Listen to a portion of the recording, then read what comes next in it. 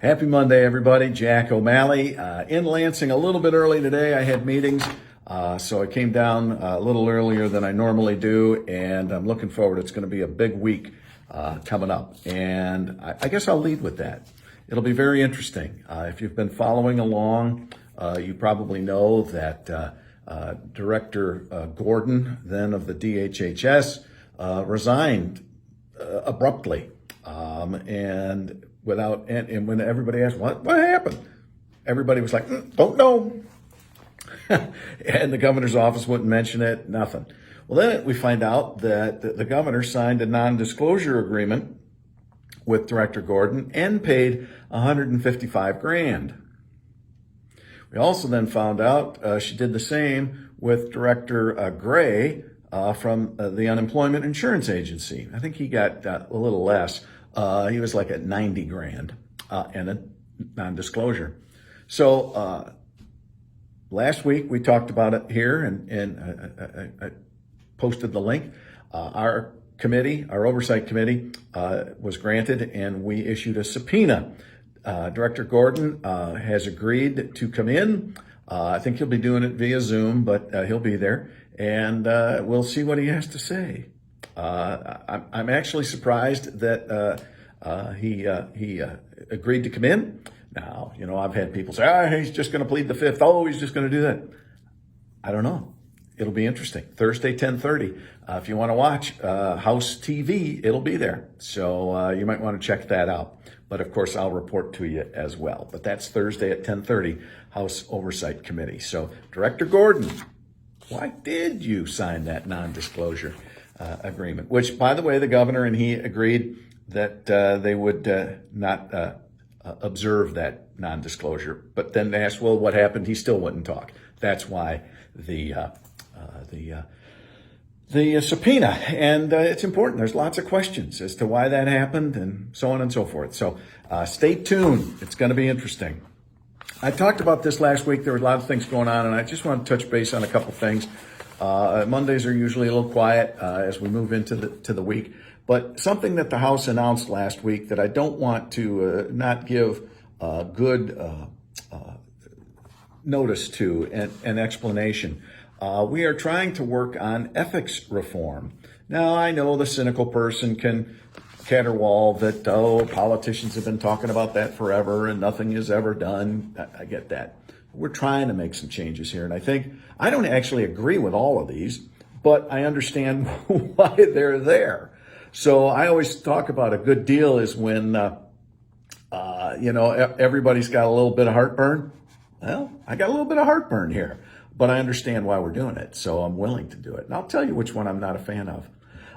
We've want to expand the Freedom of Information Act to include both the legislature and the governor in Michigan. Those two areas were never covered by the Freedom of Information Act. And we need to have that. Because as I said to me, a township planning guy is open to Freedom of Information Act, but the governor and the state legislature isn't. So I'm behind those. Expand lobbying disclosures. They have to, how much money is spent and whatnot on dinners and things. It's all there, but it would expand and focus on some of those things. The one that I'm not real thrilled with, because I think in a state legislature, and especially with term limits, this is a little, it doesn't really matter. It would require financial disclosure for state officers and department heads. So you'd have to give where your money is and that sort of thing. And I think that's a little personal. With regards to a state representative who's in for maybe 6 years, the idea of graft and corruption, maybe not. But it's there. And like I said, got a little bit of heartburn. Goes through, I'll follow it. Obviously, I will. Also, close the revolving door. Legislators and department heads would have to wait 2 years before they could join any kind of lobbying firm or anything. Which again, I don't think is that actually as big a problem as you might think. It's mainly staff that end up going to lobbying firms, but that's a little inside baseball. Would end lame duck as we know it. Anything after the election day would have to be voted on and agreed upon with a 2/3 vote. A couple other things in the ethics package that I think are good. Expand penalties for legislative misconduct. right now, there isn't much that can be done other than maybe removing from a committee, or maybe kicking me out of the caucus, or expulsion, which is rare and probably should be that way. There's not a lot of penalty options. Would maybe expenses cut, or salary cut, or that sort of thing. But it would have to be by a supermajority of that House or Senate. And then an ethics committee made up of legislators to oversee, and there's more behind it. But the point is a way to hold people more accountable. So I think overall, those are good things. So I want you to know about it. You might see it in the headline and blow it off. But I think those are the things that are important that maybe don't gather the headlines like a lot of other things do. So people tend to or overlook them when they're scanning the news feed, if you will. So maybe do a little Googling, do a little searching. If you see a headline pop up with the state and their ethics changes, please know that that's what I'm talking about. And those discussions are ongoing, but I think they're important. Also, I got to talk about this because it really bothers me. And I think I'm going to do a little bit more of an expanded something on this. But we're talking about changes in some of our voter laws and that sort of thing. And, right away, people want to go to we're suppressing the vote. No, we're not. The other thing that really just peeves me off is when we so often in our discussion, and everybody, both sides do it. I'm not saying there's one side's innocent and the other side is guilty. But right now, one side is guilty on this particular topic. And I'll tell you what I mean. When you throw around the term Jim Crow 2.0, I'll get back to Jim Crow in just a second. But here are some of the things that are being discussed in the Senate and the House about some of the very basic early things in cleaning up and fixing our voting system, right? These people that say that the election was perfect, Secretary of State Benson, that's not 100% true. We've got to fix things, right? So I'm just picking some of these out here. Well, first of all, Justin Robeck of the Michigan Association of County Clerks told the Senate committee last week that all of the election reform legislation it's considering, bills cleaning up the voter rolls and strengthening clerk training, have, quote, strong support. Voter suppression. The clerks are saying it's not a bad idea. Senate Bill 0306 requires the Secretary of State to prepare and post a report of clerks not up to date with their training. Let's see here. Senate Bill 0277, mandating county clerks flag voter registration records of deceased residents in the qualified voter file and have such data posted by the clerks and Secretary of State. House Bills 4127 and 4128 send a return card to city or township clerks overseeing a registered voter who has not voted since 2000's November election. Now, here's one. That one, when we passed that out of the House and it's in the Senate now, people were, that's voter suppression. You're trying to kick them off the polls. No, here's the deal. Anybody who hasn't voted in the last 20 years is going to get a letter sent to their house if this passes. It says, hey, are you still with us? Are you still in the state? Are you still a registered voter? All they have to do is reply yes or vote. Remember, these are sent to people who haven't voted in 20 years. All they got to do is vote. They're back in. If they don't hear from them, then the state has to wait 2 general election cycles. That's presidential elections, right? That's 8 years. They have to wait 8 years before they can remove them.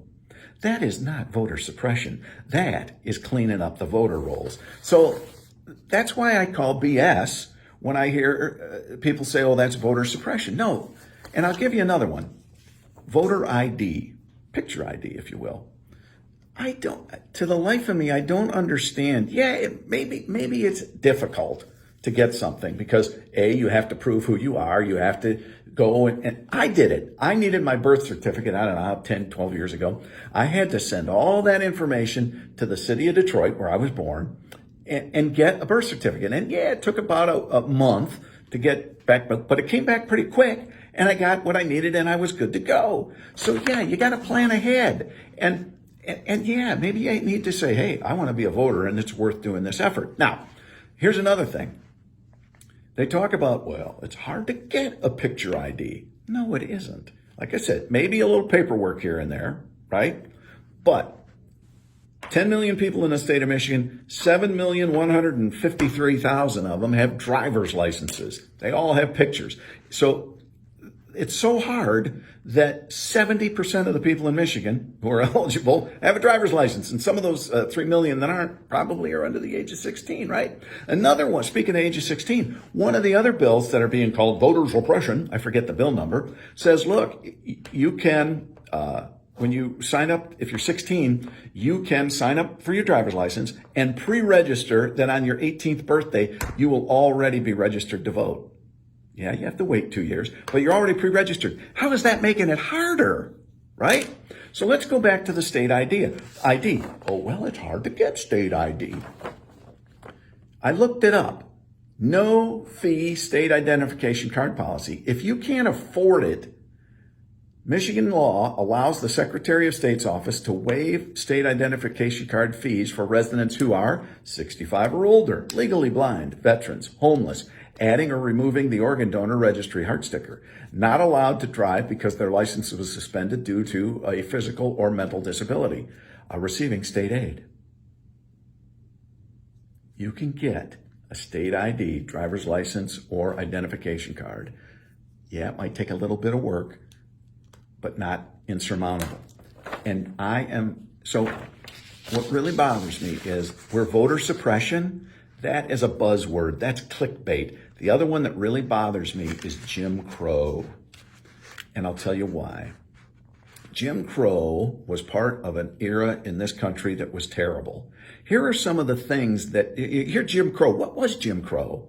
Well, just simply here, Jim Crow were laws that legalized racial segregation in public parks, theaters and restaurants, water fountains, restrooms, elevators, cemeteries, cashier windows. That's what those laws did. That's Jim Crow. Jim Crow is despicable and long gone. So to throw a term like Jim Crow around is done to incite, and that is wrong. And so I was walking past the Capitol, and I heard one of my colleagues from the Senate on the steps the other day, and he referred to some of these bills as Jim Crow, and I wanted to yell at him. So if you have problems with a bill or a voter, voter cleanup type bills, don't call them suppression, because they're not. And they're sure as hell not Jim Crow.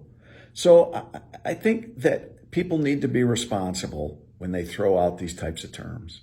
So I'm going to leave you. I'm already long tonight, so I'm going to leave you. Going to be a busy week. I'll talk to you on Wednesday, and of course, Director Gordon on Thursday. So we'll roll with that. But anyway, just some thoughts on a Monday. Have a good evening.